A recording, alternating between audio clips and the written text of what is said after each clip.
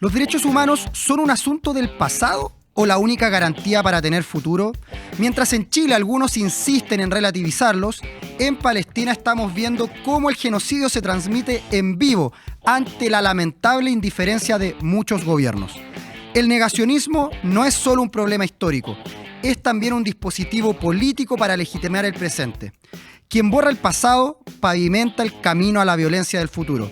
Y la prensa, preocupada de si Cuba allá, de si Venezuela acá, al respecto, y como dijo el cantante más grande de todos los tiempos, en el presente siglo, salvo Israel sobre el pueblo palestino, ningún país ha sido tan sistemática y duramente sádico con la población civil como Estados Unidos en su embate contra los cubanos. Y en paralelo, la política chilena se acerca a su momento decisivo. La carrera presidencial ya no se mide solo en encuestas o debates televisivos. Hoy, el centro de la discusión es el trabajo. ¿Qué empleo tendremos? ¿Qué salario alcanzará para vivir con dignidad? ¿Qué derechos acompañarán a las y los trabajadores del futuro? En este capítulo de Debates y Combates queremos abordar estas dos preguntas fundamentales. ¿Cómo defender los derechos humanos en un contexto regional y global de impunidad? Y ¿cómo devolver la centralidad al trabajo en una democracia que no puede existir sin derechos sociales y laborales? Nos vemos. Para esta conversación fundamental tenemos dos tremendos invitados e invitadas. Nos acompaña, por una parte, Lorena Pizarro, militante del Partido Comunista, diputada del Distrito 13 y reconocida dirigente por la lucha de los derechos humanos, con una tremenda trayectoria marcada por la memoria y justicia. Hija de Waldo Pizarro y nuera de Jaime Donato, ambos detenidos desaparecidos. ¿Cómo está, Lorena? Muy bien, muchas gracias por la invitación. No, por favor, muchas gracias por venir. Y a mi otro lado está Ricardo Maldonado, militante del Partido Popular, actual presidente de la Central Autónoma de Trabajadores y Trabajadoras y referente sindical que ha puesto el trabajo en el centro de la agenda política. ¿Cómo está, Ricardo? Muy bien, gracias por la invitación. No, muchas gracias a ustedes por acompañarnos hoy. Bienvenidos a Debates y Combates. Vamos a partir entonces con nuestra primera cápsula para el primer tema. ¡Vamos! Del negacionismo del 73 en Chile al genocidio en Palestina hoy. Los derechos humanos vuelven a ser cuestionados y relativizados. ¿Son parte de los libros de historia o una necesidad urgente para pensar el futuro de los pueblos?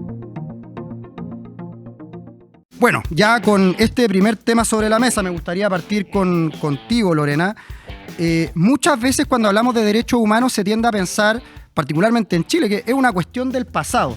Pero todo indica que hoy día tenemos la urgencia y la necesidad también política, democrática, histórica, de reivindicarlos también como una lucha de futuro. ¿Cuál es tu posición también como dirigente, además, antes de ser diputada? Yo te conocí al menos como reconocida dirigente en materia de la lucha por los derechos humanos en Chile. Por favor. A ver, yo creo que la dictadura civil y militar chilena fue, entre otras cosas, además de cruel, de una inteligencia superior.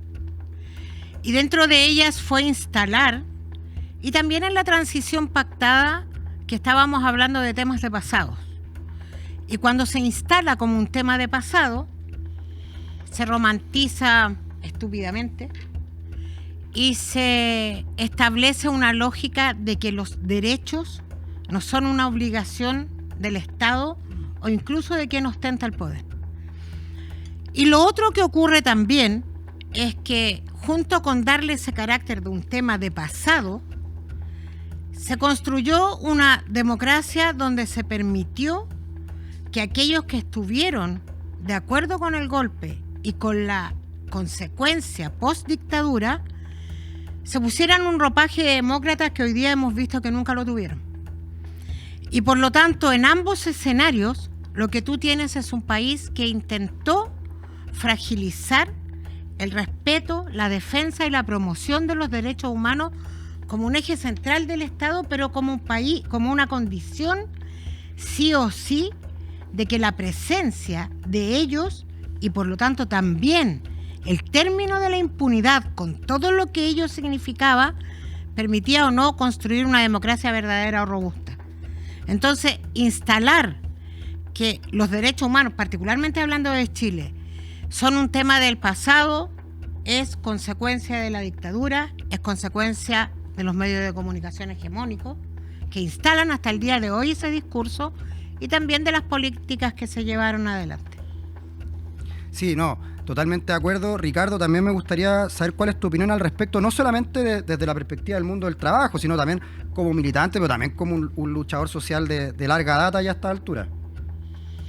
Sí, la verdad que esto no es nuevo. El relato que hace la derecha política, económica, el empresariado en nuestro país y en la región, porque nosotros vivimos una dictadura sangrienta, pero no solamente Chile.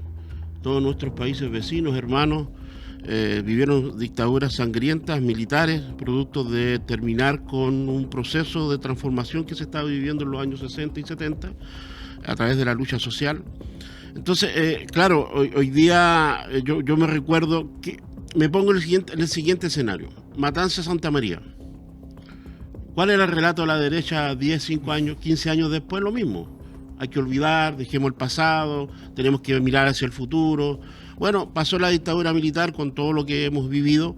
Viene un proceso de transición pactado, como bien dice Lorena, entre algunos, entre amigos, y nos vuelven a instalar el relato. ¿Ya? Pero nosotros tenemos, según el historiador Gabriel Salazar, 23 masacres de las Fuerzas Armadas al movimiento sindical, ¿ya? Al pueblo chileno que se revela en distintos procesos, en distintos momentos de su historia, por tener mejor calidad de vida, por transformar la sociedad. Entonces, no es una cosa coyuntural lo que pasó con el golpe militar de Pinochet, sino que es una constante cada vez que ellos ven perder sus privilegios, ven perder vía electoral sus espacios, utilizan, ¿cierto?, el brazo armado que tienen, que son las Fuerzas Armadas. Entonces, en ese contexto, nosotros lo que tenemos es que desde el movimiento social, sindical, desde los partidos de la izquierda, tenemos que ser capaces de instalar el relato de la historia, de no olvidar, ¿cierto? Y de construir un país que permita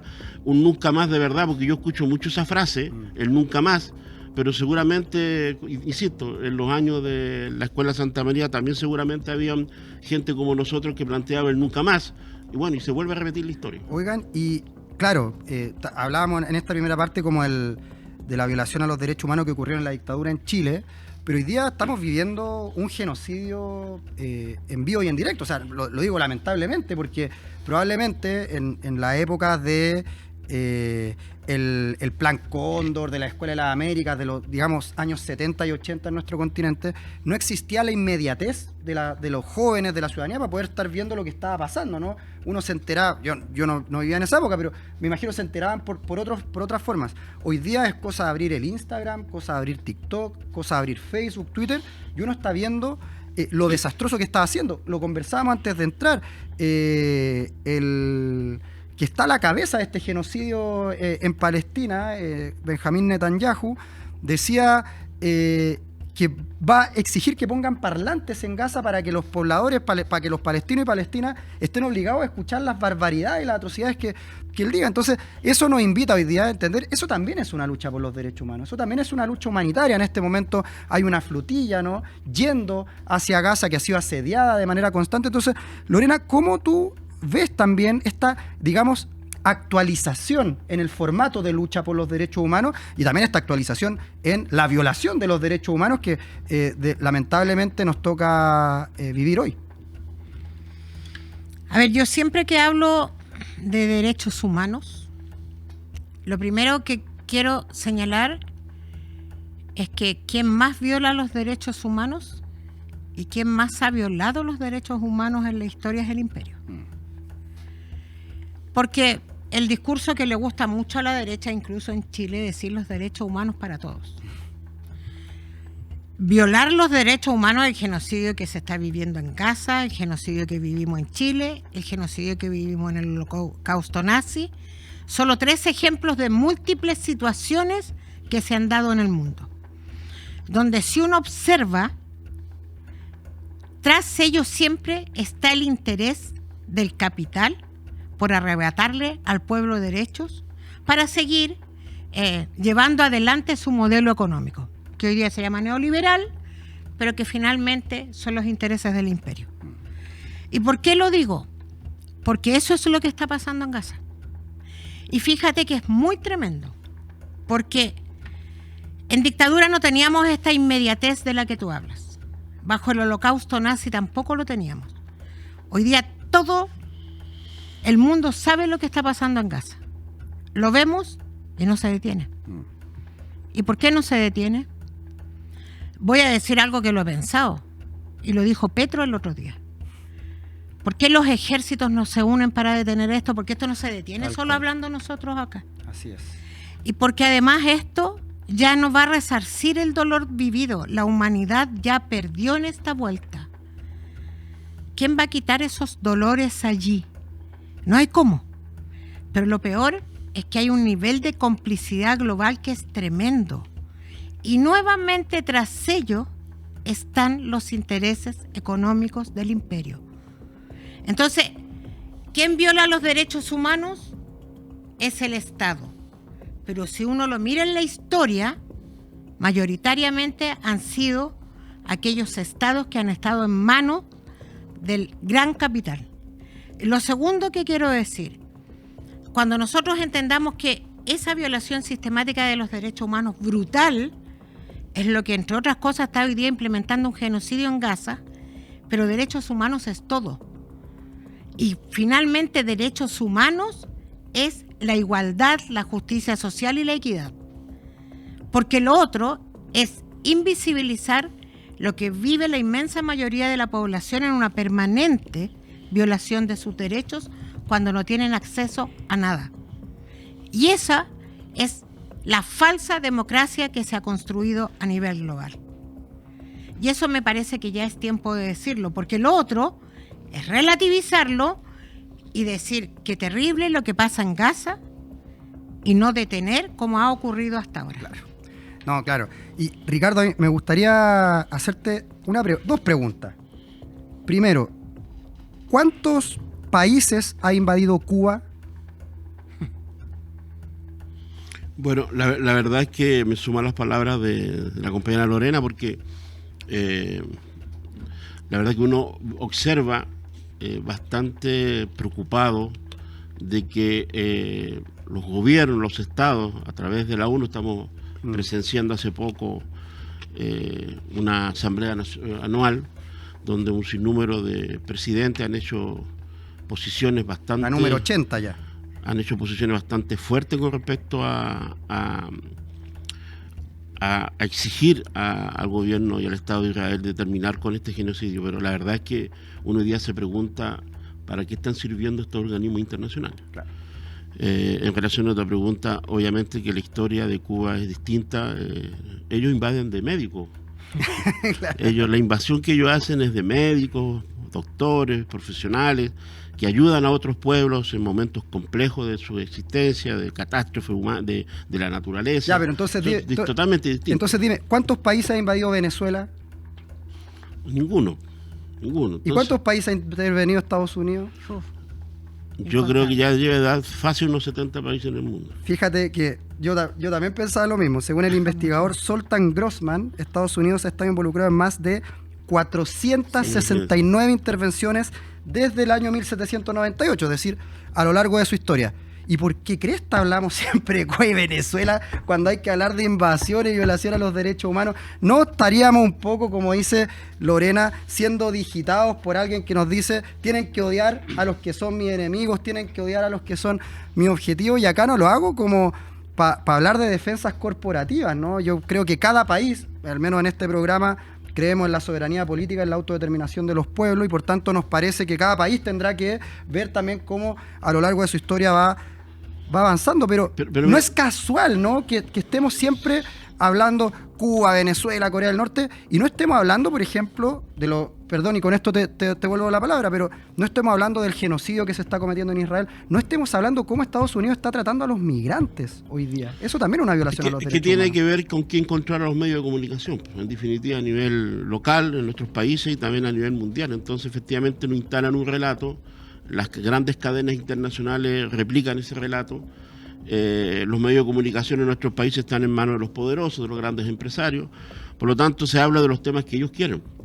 Entonces, nuestros pueblos generalmente están bastante desinformados y ocurre lo que hoy día nosotros somos testigos, que hay un exterminio de un pueblo, el palestino, se le está apropiando su tierra, se lo están sacando, hay más de 64.000 hombres y mujeres, niños y niñas mayoritariamente asesinados.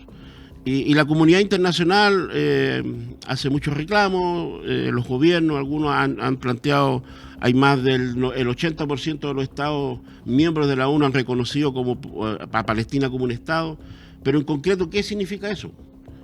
Entonces, tú hablas de Cuba, hablas de Venezuela. Bueno, Cuba ha tenido un respaldo mayoritario por décadas, ¿cierto?, de terminar con el bloqueo criminal que le tiene impuesto Estados Unidos. Y que hoy día se extiende a Venezuela también. Claro, entonces uno tiene que empezar ahora, por eso yo me quedé con mucho asombro el discurso y la propuesta de Petro, del presidente de Colombia, cuando él llamaba a la reflexión a los mandatarios, primero de para qué nos sirven estos instrumentos y segundo, derechamente, me pareció una cosa bastante fuerte decirlo ahí, de invitar y convocar prácticamente a los ejércitos a defender a Palestina. Entonces, yo no sé si eso es lo que falta, pero yo creo que aquí el movimiento sindical, y me apropio de ese espacio, los movimientos sociales, debemos hacer más. Yo creo que falta más acción, mayor solidaridad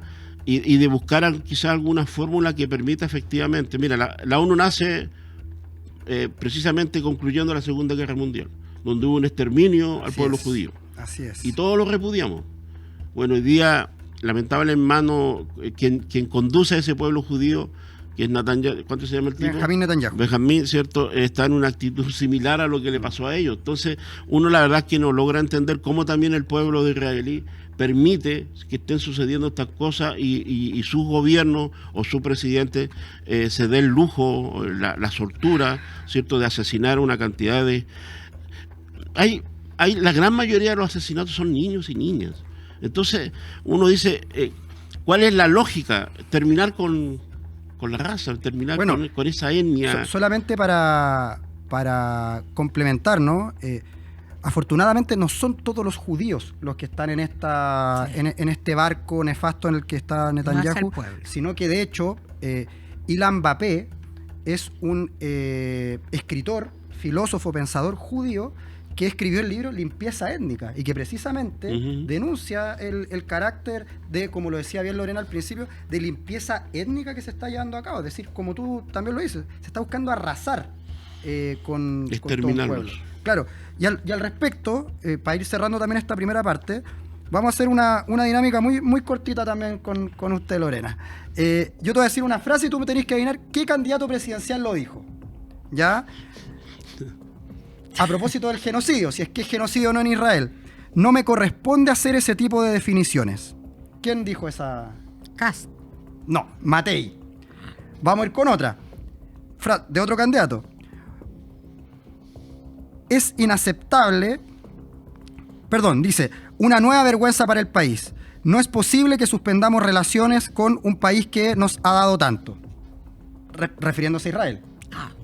Ese fue Kast. Ese sí fue Kast. Sí, y ahora una tercera. Te la voy a dejar más fácil. Si yo fuera presidenta, suspendería las relaciones diplomáticas con Israel. Oh, no lo sé. No, Janet Jara. Janet Jara, claro. Como estamos viendo también acá en Chile, Lorena, tú además, no solamente como dirigente, no solamente como militante, que a mí siempre me gusta reivindicar a las y los militantes, sino que también como diputada. La Cámara de Diputadas y Diputados en Chile cumple un rol en materia diplomática. Sabemos que las relaciones internacionales las conduce el presidente de Chile, pero ¿cómo se ha dado también este debate? ¿Cómo tú lo estás palpando a propósito de la situación que está ocurriendo con el genocidio en Gaza?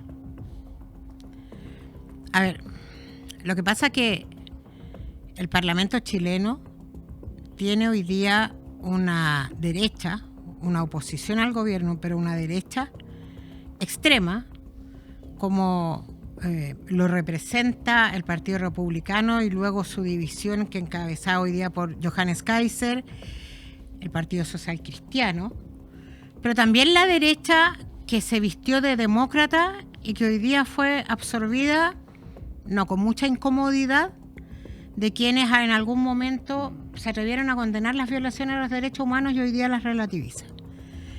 respecto al genocidio de Gaza, respecto a la migración, respecto a los trabajadores y trabajadoras de Chile, respecto a la pobreza, es en la tónica el mismo discurso, de profundo desprecio, de profunda deseo de criminalizar y, como lo dijo Kaiser, sin pudor en su momento, volverían a repetir el golpe, no me cabe la menor duda, con las mismas consecuencias que tuvo el del 73. Y quiero agregar algo además. Fíjate que la gente no los vea, pero voy a decir algo que a mí, todo el mundo sabe que no es porque yo sea peleadora, es porque a mí... También, sí. Pero a mí lo que me parece que no se puede instalar el discurso de la derecha con total impunidad. Y por lo tanto yo les respondo en la Cámara tratando de no dejarles pasar ni una, y varios diputados y diputadas más. Pero fíjate que cuando yo, una de las últimas intervenciones, donde les dije algo, ya no recuerdo a qué tema, del Frente de la Derecha, para ofenderme, me gritó poblacional. ¡Qué orgullo, pues!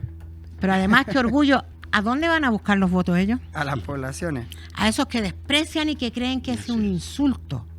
Y ojalá la gente lo supiera, porque allá van a pedirle el voto, pero para ellos es un insulto. A ver, yo no vivo en Lo Barnechea, vengo de una población. Para mí no es insulto, pero el tema es cómo ellos ven al pueblo. Por eso te digo, respecto al genocidio de Gaza, pero no es solo allí, porque lo dicho por la derecha en relación a su posición respecto al genocidio brutal. Si a ti no te conmueve las imágenes de los niños y niñas en Palestina, eres una basura de persona, lo digo así. Y ellos, pero esa misma visión la tienen respecto de todo lo que no representa su sector de la élite política y económica. Bueno, hace no muchos días una colega suya, una diputada en el Congreso, trató de orco a una señora que a mi juicio, con Así mucho es. respeto, ¿Sí? les fue a decir que Chile no se estaba La cayendo vi. a pedazos. A mí me parece que si Chile se cae a pedazos es por gente como ellos, ¿no? Que Sin duda. ningunean, nos tratan de orcos hoy día, en el estallido nos trataron de aliens, antes nos trataban de chusma, ¿cierto? Y parece que un poco, como bien lo hacía el Ricardo anteriormente, el derrotero de la historia, ¿no? La historia se repite, decían primero como... Perdona, tragedia, yo luego como farsa. Yo siempre digo que ellos nos ven como una cucaracha. Sí, Así nos ven y así nos tratan. absolutamente. Eso es lo que piensan de nosotros. La verdad que con lo que pasa en Gaza y con lo que hemos vivido nosotros también en nuestros momentos, en nuestras décadas, hay un desprecio hacia el mundo popular, hacia la clase trabajadora. Nosotros, varias organizaciones sindicales en Chile, en Brasil, en Argentina, vamos a presentar pronto, ya está el documento planteado y acordado, un documento, una queja a la OIT, a propósito de los organismos internacionales, que nosotros tratamos igual de que sean activos con respecto precisamente a lo que está pasando con la clase trabajadora en Palestina, ¿ya? Porque es un pueblo, están siendo exterminados, no tienen empleo, no tienen seguridad social. Hay un sinnúmero de situaciones complejas que está generando, que uno se queda con la imagen brutal, ¿cierto?, de la bomba, el estallido, De la infancia. la infancia y todo, pero hay otra situación que vive diariamente la población, y nosotros desde ese punto de vista, distintas organizaciones de distintos países hemos logrado consensuar un documento para presentar una queja, espero pronto, ya está redactada, precisamente para denunciar al Estado de Israel con relación a estas materias también que tienen que ver con los derechos humanos. Perfecto. Oye, sí, no, sin duda nos quedamos con este primer bloque con la idea de que los derechos humanos no solamente son una cuestión del pasado, sino que efectivamente son una lucha permanente. Hay que defender cada avance, cada día. Y hoy día ya son una condición mínima para que podamos hablar de democracia, ¿no? Y no solo sea un relato nostálgico. Así que vamos a pasar ya con nuestro segundo tema. Vamos con la cápsula y volvemos. El trabajo se instaló en el centro del debate presidencial. Salarios, pensiones, apps, teletrabajo y sindicalización marcan la conversación. ¿Qué modelo laboral se está disputando en Chile? Y volvemos con este tremendo tema, ¿no? Ya lo veíamos en la cápsula y reafirmamos acá. Son los trabajadores y las trabajadoras las que generan la riqueza, ¿no? Ya lo dijo un viejo barbón hace muchos años y acá los decimos unos jóvenes con menos barba y con mucha menos genialidad, pero reafirmamos al menos Esa misma tesis. Ricardo, me gustaría partir contigo. ¿Por qué, a tu parecer, y también en tu calidad de presidente de la Central Autónoma de Trabajadores y Trabajadoras, el tema trabajo vuelve a ser tan central en esta campaña? Bueno, la verdad que uno lo que ha observado últimamente en los debates de los candidatos presidenciales, candidatos y candidatas, que se quiere instalar el tema laboral, pero desde la perspectiva de que aquí hay desempleo, de que aquí hay un caos, que no se han hecho bien las cosas, y por lo tanto la continuidad de un gobierno no es bueno para los trabajadores y trabajadoras. Y la verdad que uno tiene que reconocer que efectivamente se ha avanzado en algunas materias laborales, ¿ya? Y en ese contexto la generación de empleo efectivamente está por encima de lo que nosotros recibimos en su momento el gobierno de Gabriel Boric, en el momento que él empezó a asumir su mandato. Entonces se utiliza de una forma y se manejan cifras. Entonces nosotros creemos que es necesario cambiar el modelo productivo. O sea, este modelo económico neoliberal ya está agotado. La generación de empleo no solamente debe estar desde el Estado y desde el gobierno de turno. Nosotros creemos que el sector privado debe ser capaz de invertir los recursos en el país y no llevárselos para afuera. Ellos generalmente están pidiendo menos Estado, están exigiendo menos Estado, pero cuando ellos tienen pérdida, piden que el Estado les subsidie las pérdidas. Claro. Entonces tienen una forma de operar, ¿cierto?, súper graciosa, por decirlo de alguna forma. Por lo tanto, quienes producimos la riqueza de este país, hombres y mujeres esforzados, creemos que tienen que generarse un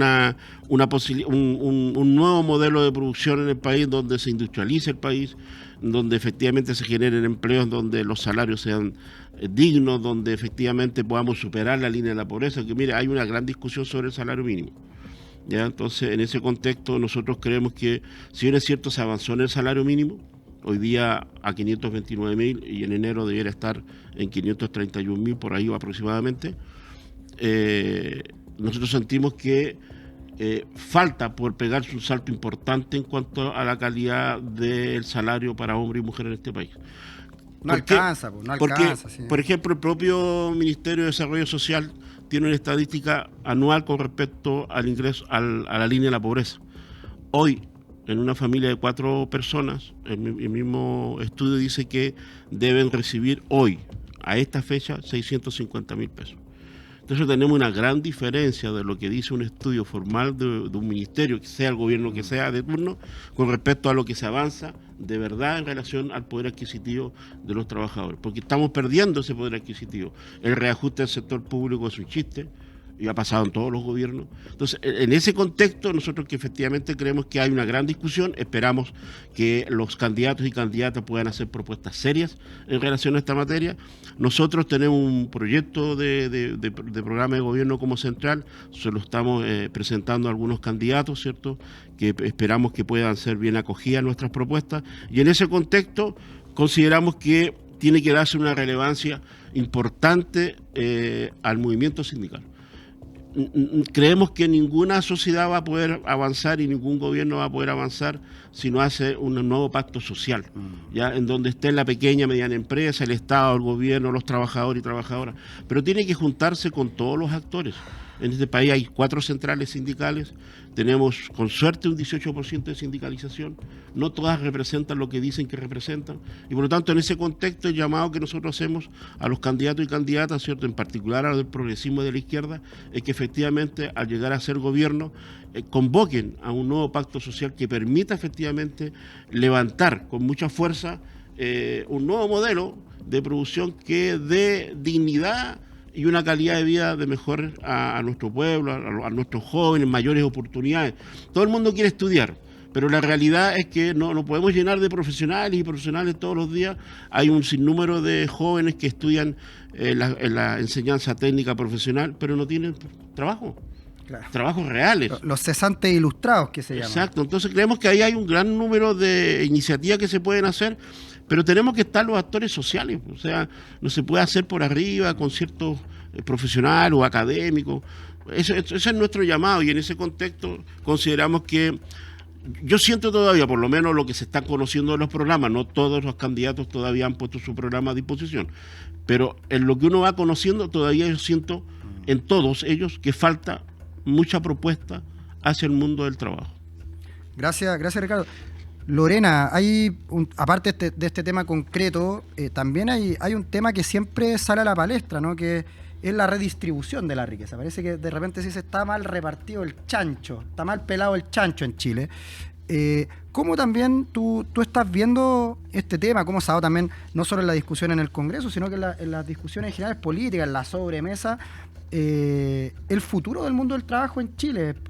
Aparentemente se empieza a generar este mito de que el único que genera riqueza en Chile son los empresarios, porque son los que generan empleo, y que los trabajadores básicamente somos flojos que estamos viendo dónde caer gratis, ¿no? Esto es una caricatura, por cierto, pero a veces también hay que, desde esas caricaturas, ver cómo vamos construyendo el relato. ¿Cómo lo estás viendo tú este tema en particular? El caos que anuncia la derecha cada vez que se quiere dar o recuperar derechos de los trabajadores y trabajadoras. Recuerdo las intervenciones de la derecha cuando se discutió en el Congreso el aumento del sueldo mínimo, que era una irresponsabilidad. Debo ser bien franca, yo sentada al frente lo decía con un garabato en mi mente, pero decía, estos no tienen idea de lo que es vivir con 500.000 pesos, nunca lo han hecho. Voy a poner ejemplos para referirme a eso. Hace pocos días leía que los agricultores de Chile pedían formalizar a los migrantes para que puedan trabajar. Qué codiciosos y qué inhumanos. Los criminalizamos, los perseguimos, los queremos echar, pero queremos que sean mano de obra barata. Sí. Queremos esclavizarlos. Es un nivel de inhumanidad enorme. Claro, porque este modelo que vivimos, el modelo económico, para que la gente nos entienda, que tenemos es un modelo centrado en el beneficio al gran empresariado, que mayoritariamente invierte en Chile, pero es una inversión bien jugosa para ellos. El mejor ejemplo es lo que pasa, por ejemplo, con la gran minería, que hay un royalty que logramos, pero que es muy insuficiente, pero que aún así permite una distribución a los municipios más pobres que se traduce en mejor calidad de vida para los municipios más pobres del país. Pero la gente sabe que ese royalty es insuficiente porque la ganancia que se llevan las grandes mineras es obscena. Entonces, cuando aquí hablamos de las cifras macroeconómicas, cuando hablamos del caos económico, cuando hablamos del desempleo, son solo palabras que están hechas en función del beneficio del gran empresariado y del modelo económico. Y de esa élite política, ahí está, pues, ¿viste? Y ahí está, la grosería más grande. Y solo está visto en función de que los y las trabajadores sigan viviendo en condiciones paupérrimas para que sus ganancias sigan siendo tan codiciosas. ¿O a alguien le parece curioso que ese sector haya votado en contra de la reforma tributaria que votamos hace 2 años? Que de verdad iba a traer un mínimo de equidad, un mínimo. ¿O a alguien le parece curioso cómo ellos defienden a las AFP? ¿Cómo defienden a las pesqueras? ¿Cómo defienden? Mira, las forestales es una cosa obscena. Cuando yo llegué al Parlamento, mi mayor análisis fue, aquí están los dueños de Chile, pero no es la representación real del país. Y el Parlamento de Chile debiese en algo reflejar la realidad de lo que es el país. Por eso yo le digo a la gente, también somos responsables. Primero tenemos que ser capaces de recuperar esa construcción social que nos permita ir a alegar nuestros derechos y no permitir que se siga gobernando a espaldas de nosotros, porque la democracia no es solo votar cada 4 años, es participación, es mucho más. Y lo otro que me parece muy importante es que tenemos que elegir autoridades que representen ese Chile real, ese Chile real. Si cuando a uno le gritan poblacional, perdón, yo creo que Chile no está entero lleno de sectores como los Barnechea, precisamente son de poblaciones. ¿Y quién más que nosotros vamos a defender nuestros derechos? Porque sabemos que cuando un infame dice que es una irresponsabilidad subir el sueldo mínimo, nosotros sabemos que es mínimo y que no permite solucionar a la gente su condición de vida. Entonces, cuando hablamos del mundo del trabajo, es copar los espacios a los que tenemos derecho. Solo decir algo, ¿eh? Yo presenté un proyecto de ley, que muchos lo han presentado, pero que no ha avanzado, que señala algo súper importante y que no es menor. Ustedes saben que los empresarios pueden seguir siendo empresarios siendo parlamentarios. Sí. Un dirigente sindical o social tiene que renunciar. Yo tuve que renunciar a presidenta de la agrupación de familiares detenidos desaparecidos. Presentamos un proyecto que no ha avanzado porque no conviene que quienes somos parte de ese mundo social y sindical promovemos las transformaciones reales para un Chile con mayor justicia social. Eso es lo que tenemos que reivindicar del mundo del trabajo. Oye, qué buen punto, Lorena. No, yo de verdad, ya mucho tiempo con esta discusión, pero nunca me había percatado de aquello, efectivamente. De hecho, presentamos el proyecto que está ahí. De hecho, Cristian Cuevas, candidato a diputado en la región de Valparaíso, tuvo que renunciar a su dirigencia sindical para poder hoy día ser candidato a diputado. No me había percatado, y claro, y los empresarios no. Unos dañan más que otros, unos son... Y solamente a propósito de lo que tú decías, hace 133 años, un caballero de apellido Mate dijo, los dueños de Chile somos nosotros. Hoy día... Bueno, cuando yo entré al Congreso los vi. ¿Viste? Exacto. ¿Viste? ¿Sí? Entonces, siguen ahí los dueños de Chile. ¿Sí? Oye, no, es muy buen punto el que plantea Lorena, y Ricardo, me gustaría llevarte un poco a una comparación muy rápida, ¿no? Porque los candidatos presidenciales sí se han referido al mundo del trabajo, y vamos a centrarnos en dos que son los que a mi juicio han más hablado de aquello, que es José Antonio Kast por una parte y Janet Jara por otra.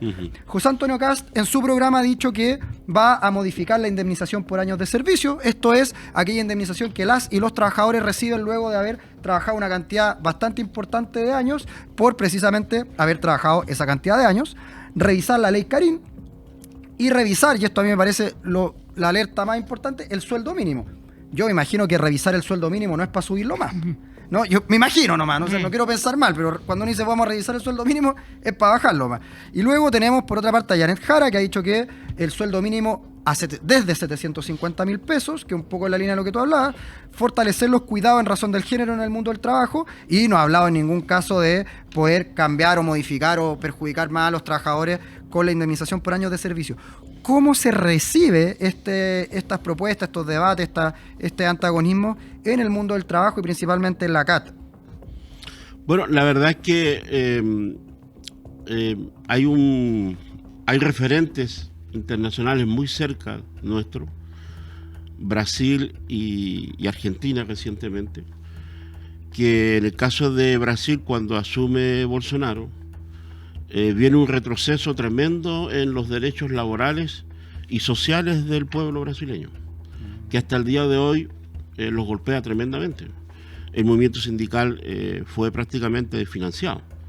Entonces, en ese contexto tenemos experiencia, tenemos a Milei aquí al ladito nuestro, donde uno no puede entender que un pueblo tan sabio, digo yo, muy culto, tenga un presidente que hoy día le está quitando, inculcando derechos que tenían por décadas, por años. Entonces, esa experiencia, empiezo por ahí porque Kast en las elecciones del año 2000, cuando compitió con Boris, tenía el mismo discurso y sacó, cuidado, la primera mayoría en la primera vuelta. Claro. Y hoy día puntea dentro de los candidatos a la derecha. Y el tipo te está diciendo qué es lo que va a hacer. Sí. Y te está diciendo, oye, yo te voy a quitar derechos. Sí. Entonces, a mí no me extraña eso. Lo que me preocupa es que nuestro pueblo no reciba ese mensaje o no lo entienda y terminen votando por gente que al final va a terminar destruyendo lo que se ha podido avanzar en estos años.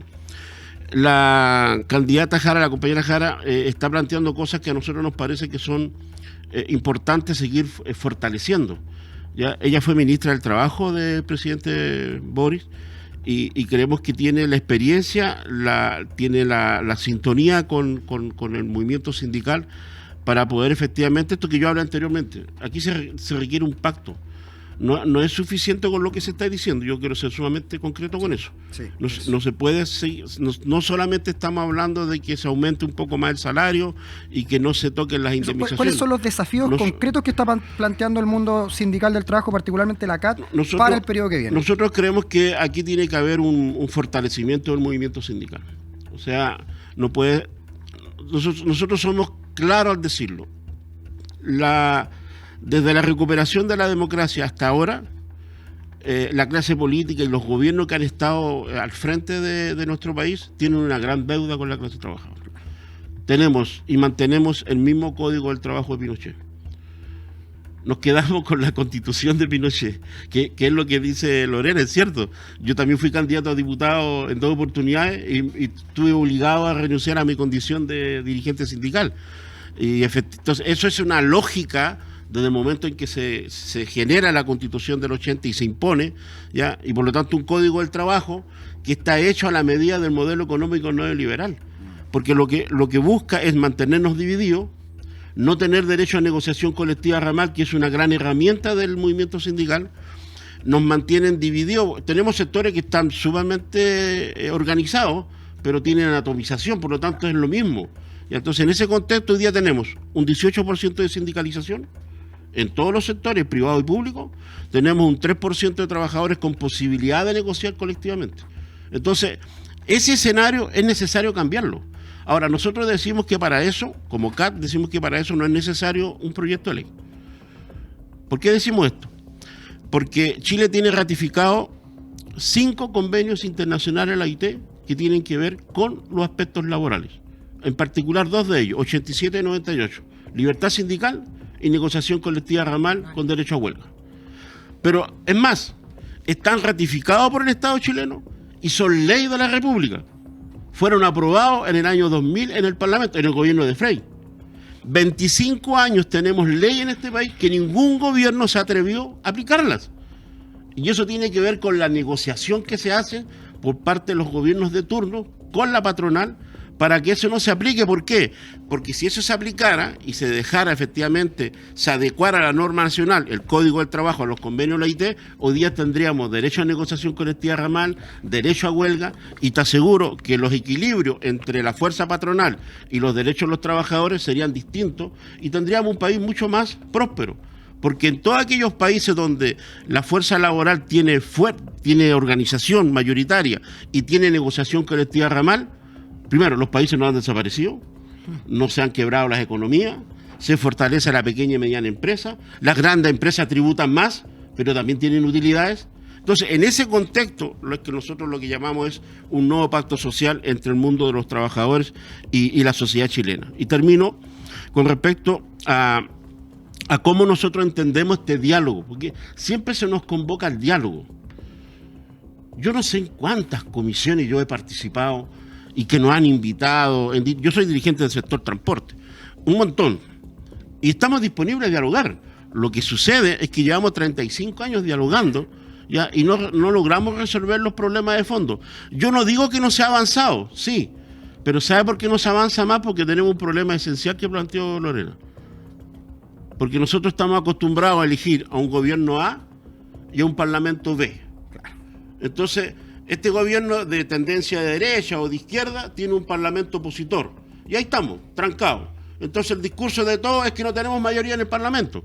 Entonces, el llamado que nosotros hacemos como movimiento sindical es que hay que tener claridad. Primero, ser capaces de levantar candidaturas desde el mundo popular y desde el mundo de los trabajadores, ¿cierto?, a estos espacios de poder. Comunas, concejales, alcaldes, hoy día parlamentarios, ¿por qué no presidenciales? ¿Por qué no levantar una candidatura presidencial en 4 años más, en 8 años más, que nos permita efectivamente tener candidatos y candidatas que vivan lo que sufre el pueblo? La candidata, la compañera Jara, hoy día refleja eso y convoca eso. En ese contexto, nosotros le hacemos un llamado a ella y a los otros candidatos a que recojan el llamamiento que ha hecho la central a través de sus organizaciones base en discusión, que hoy día se requiere un nuevo pacto social en donde se incluyan a todos los actores a discutir el país que queremos. Y eso, efectivamente, en 4 años es complejo hacerlo, pero hay que empezar. Por lo tanto, tenemos que ser capaces nosotros, los que votamos hoy día, y estos que están convocados a votar obligatoriamente, que son como 6 millones de ciudadanos y ciudadanas, ¿cierto? Que no quieren nada con la política. Bueno, los invitamos a reflexionar mucho, ¿cierto? Que va a cambiar su calidad de vida siempre y cuando ellas sean actores también en función de tomar decisiones. Y hoy día la decisión no es fácil, lo digo, no es fácil, porque tenemos por un lado a un candidato o a 4 candidatos a la derecha, ¿cierto? Que se están disputando ir a la segunda vuelta, y tenemos algunos candidatos en la izquierda o del progresismo que necesitamos hacer unidad para fortalecer, ¿cierto?, una opción real de un gobierno de cambios de verdad, porque yo insisto, estamos cansados del cuento. Estamos cansados del cuento y esperamos en esta oportunidad poder depositar las confianzas nuevamente y las esperanzas para que efectivamente se hagan las transformaciones que todo el mundo dice que quiere hacer, pero que al final terminamos dándonos vuelta en lo mismo. Oye, sí, pues importante lo del pacto social que hablaba Ricardo, principalmente porque no puede seguir siendo la piedra de tope la mayoría en el Parlamento solamente, es importante, por cierto, la composición del Parlamento, sino que también hay una fuerza política, social, que desborda incluso esa institucionalidad. Y para ir cerrando, me gustaría dejarles un minuto también de libre disposición, si quieren referirse a este tema, si quieren a cualquiera, si quieren referirse a sus votantes, a sus afiliados. Ustedes definen, así que partimos con usted, Lorena, un minutito de cierre ya para ir dándole término a este tremendo programazo. Sí, primero agradecer la invitación y decirle a quienes nos escuchan que estamos a puertas de poder cambiar Chile o irnos de verdad al desfiladero. Si gana la extrema derecha con un parlamento que lo va a representar, los retrocesos van a ser brutales, sobre todo para las mujeres. Yo no le digo créame, mire lo que ellos dicen, lea lo que ellos dicen. Y por el contrario, tenemos una candidata que representa a un gran arco político y social que va a buscar transformaciones y las va a poder concretizar en función de tener un parlamento que permita hacer esas transformaciones. Pero no solo se queda ahí. Si no hay un movimiento social que sienta que la construcción democrática del país es de uno, no vamos a lograr transformar Chile. Yo quiero reivindicar el estallido social y el fondo de ese estallido social de decir Chile debe recuperar su dignidad. Debemos avanzar hacia allá. Y solo decirles que voy a la reelección en el Distrito 13 y lo que sí puedo decir que jamás he votado ni he tenido un discurso que vaya en contra de los principios que siempre he creído. Soy una convencida que Chile puede ser más justo. Soy una convencida que depende de nosotras y nosotros, porque somos la mayoría. Y quiero decir algo, y porque estamos del lado correcto de la historia. Ellos no lo están. Perfecto. Yo además doy fe, me acuerdo que me emocioné mucho cuando tú defendiste ahí el lamentable allanamiento que se hizo en Villa Francia. Sí, compañero. Recuerdo mucho porque además eran los primeros meses, creo, del actual gobierno. Así es. Y a veces uno se tiene que poner colorado con los suyos primero para poder después tener credenciales para el frente y yo sí, al menos compañero, tengo tatuado en la mente eso, Lorena, así que gracias, también doy fe un poco acá. Ricardo, vamos con tu minuto de confianza, de cierre, de libre disposición. Yo la verdad que a mí me gustaría hacer un llamado a los trabajadores y las trabajadoras de este país. Somos cerca de 10 millones y medio de trabajadores y trabajadoras, 8 millones asalariados, 2 millones y medio de trabajadores independientes, emprendedores. Somos la gran mayoría de este país. Producimos la riqueza en este país. Pero no incidimos en nada. Y eso pasa porque no somos capaces de organizarnos, porque cuando nos toca definir cada 4 años, algunos no van a votar porque están molestos con todos. Otros votan y votan muchas veces equivocados porque lo que tenemos es producto también de lo que hay, de lo que somos capaces en algún momento de generar con nuestra decisión. Entonces mi llamamiento la verdad es que esto tiene que ser un proyecto y por eso hablamos de un nuevo pacto social y la invitación a los candidatos del progresismo y de la izquierda es a construir esa unidad que nos permita fortalecer un proyecto que camine en estos 4 años que vienen hacia un proceso mayor. Como militante del Partido Popular, ¿cierto? Porque yo estoy aquí en mi condición de dirigente sindical, presidente de una central, pero tengo una militancia política. Y nosotros, en una decisión de unanimidad en nuestro partido, tomamos la decisión de apoyar a la candidata Janet Jara. Y en ese contexto yo reivindico ese llamamiento. ¿Ya? Creemos que hay que poner esfuerzo en una esperanza, y nosotros esperamos, ¿cierto?, del conglomerado de todos quienes apoyan partidos políticos, movimientos sociales, a la compañera Jara, hacer todos los esfuerzos para que efectivamente esta propuesta que nace desde el movimiento sindical, de un programa de gobierno con nuestras visiones y de un pacto social distinto, puedan ser acogidos, porque si no vamos a tener 4 años más de espera. Ya tuvimos la esperanza que el presidente Boric pudiera efectivamente convocar a una situación como la que hemos planteado. Él habló de inclusión, de mucha participación, y la verdad que nosotros sentimos que están al debe en eso. Entonces, en ese contexto, el llamamiento es a que efectivamente hoy día nos levantemos el día, en 51 días más creo que queda, ¿cierto? Menos, 40 y tantos. 40 y tantos, y salgamos a votar y podamos efectivamente, a través de ese gesto, que es un voto hoy, en esta oportunidad, pero también a activarnos como movimiento social, a recuperar ese dinamismo que teníamos y de características de lucha que nos permita efectivamente transformar. Los que nos han gobernado por 30 y tantos años no van a transformar mucho. ¿Quiénes podemos transformar? Los que nos podamos organizar nuevamente, ¿cierto? Y fortalecer las organizaciones históricas. Hablábamos de historia, eso es, la historia. La CUT de Chile, la Central Única de Chile, hasta el 73, fue un baluarte de los cambios sociales y las transformaciones. En eso tenemos que convertirnos, en una institucionalidad del movimiento sindical que sea capaz de transformar Chile. Perfecto, muchas gracias, Ricardo. Le vamos a dar 10 segunditos a Lorena, que me pidió Muy ahí. breve, sí. Solo decirle a la gente que ahora estamos frente a un voto obligatorio. Y ante ese voto obligatorio no se equivoque. No crea el cuento que le van a ir a contar los que tienen los poderosos. Yo solo quiero decir que Janet Jara representa la esperanza, y cuando un pueblo tiene esperanza, lo puede transformar. Así es, tenemos que recuperar la esperanza, la ilusión y las ganas de seguir. Acá también somos octubristas confesos, así que también creemos que las demandas de la revuelta siguen más vivas que nunca. Muchas gracias, Lorena, muchas gracias, Ricardo. Ha sido un gran programa. Hoy vimos cómo los derechos humanos no son solo un recuerdo, sino también una urgencia para el presente, y cómo el trabajo vuelve a ocupar su lugar en el centro de la política.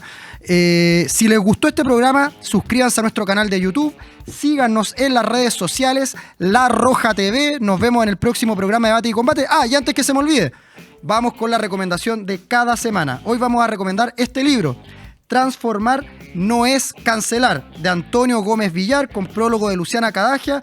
Un libro que se opone a la cultura de la cancelación, pero desde una perspectiva filosófica, y denunciando el lamento hipócrita de los conservadores que buscan cancelar aquello que no les gusta. Tremendo libro, yo ya voy un poquito más de la mitad. Transformar no es cancelar, lo encuentran en Odisea Libros, por cierto. Nos vemos, chau.